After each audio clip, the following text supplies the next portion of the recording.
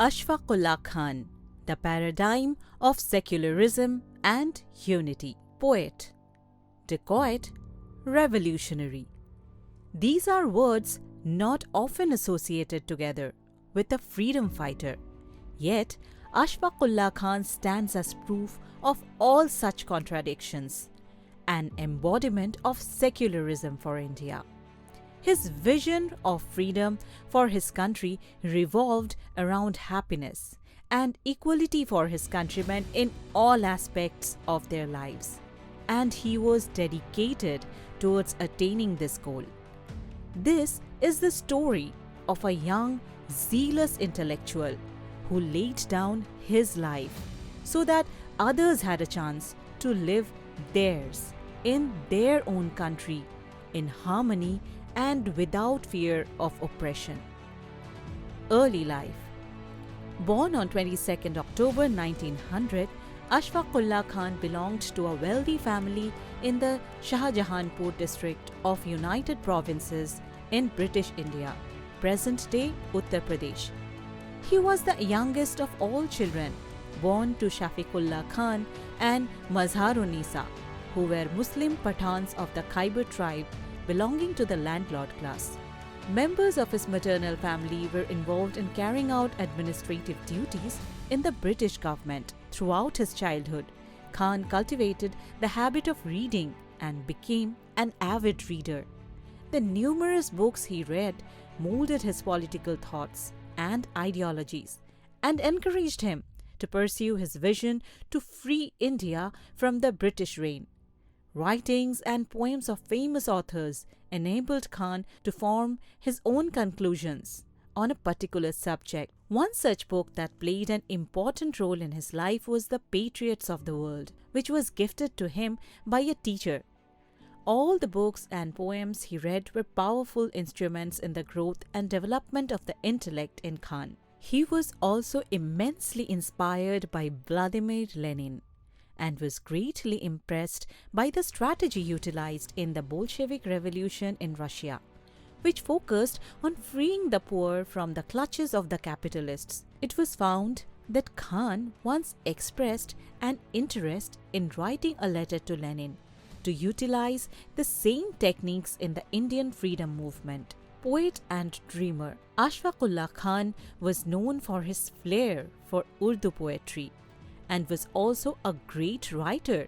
He often penned patriotic poems as well as ghazals in Urdu, Hindi and in English under the pseudonyms Varsi and Hasrat.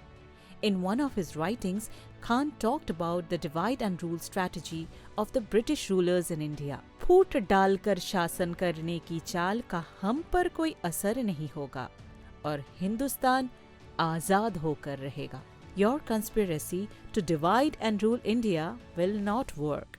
We will make Hindustan ours. Khan had written several letters during his time in prison. These letters reflect his thoughts and beliefs about religion and freedom. The messages contained in these letters are a testament to Khan's secular spirit, where only the freedom for his country and happiness for his people mattered the most to him. Political activities. Ashfaqulla Khan's engagement with the freedom activities began with the arrest of a student during a police raid in his school. The student, Raja Ram Bharatiya, was arrested due to his involvement in the Mainpuri conspiracy of 1918. This sparked an interest in Khan to join the country's fight for freedom, and he embarked on a journey to seek out like-minded individuals for this purpose. Soon, he became acquainted with Ram Prasad Bismil, an activist from a Hindu Pandit community who was associated with the Mainpuri conspiracy. Inspired by Bismil's patriotism, Khan developed a bond with him. Their shared love for Urdu poetry as well as the similarities in their convictions and ideologies further solidified their friendship. They worked side by side, engaging in numerous political activities, and their seamless partnership flourished into a lifelong friendship irrespective of the differing religious backgrounds of both individuals. which was a crucial fact during a time where religious differences were highlighted and wielded as an instrument by the British government.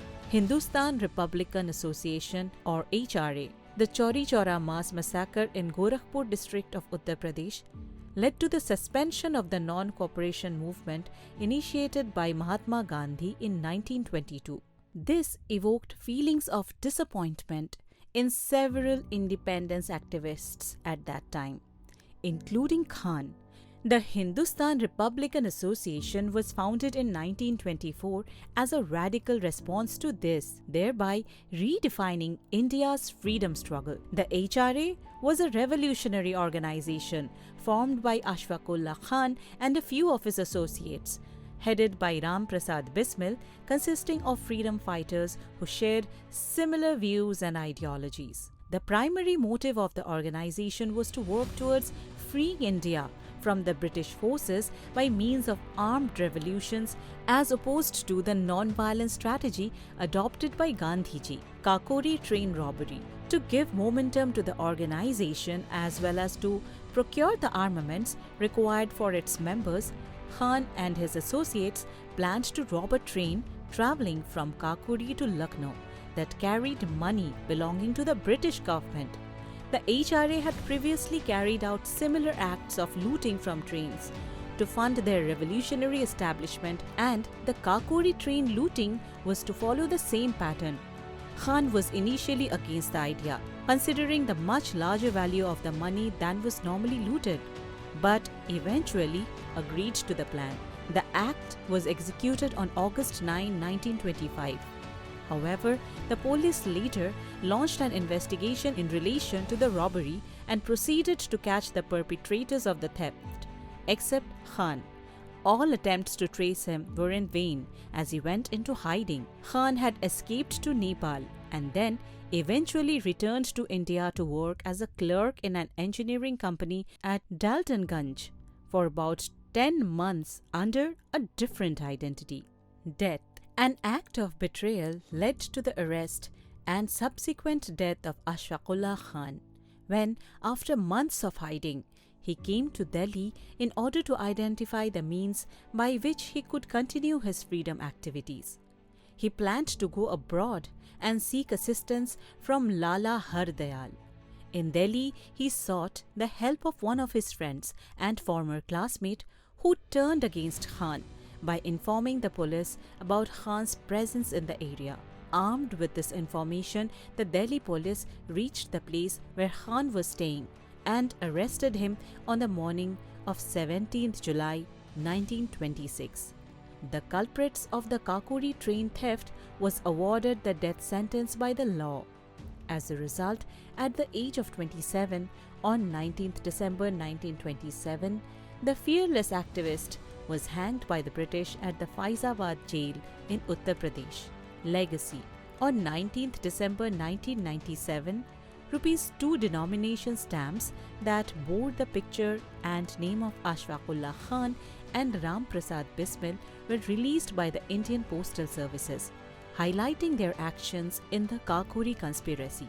As a tribute to the brave fighter and in remembrance of his contributions to the Indian independence movement, the sacrifices of Khan as well as his associates was portrayed in a movie titled Rang De Basanti in 2006. Along with that of Ashfaqulla Khan, the film depicts the lives of Ram Prasad Bismil, Bhagat Singh, Chandrasekhar Azad and Shivram Rajguru, 5 friends who went on to carve their names into the history of India's quest for freedom. Khan's life and actions were further depicted in 2 television series, Chandrasekhar and Mujahid-e-Azadi, Ashfaqulla Khan. In addition to this, the Uttar Pradesh government had announced the establishment of a zoo named after Ashfaqulla Khan to honor the independence activist.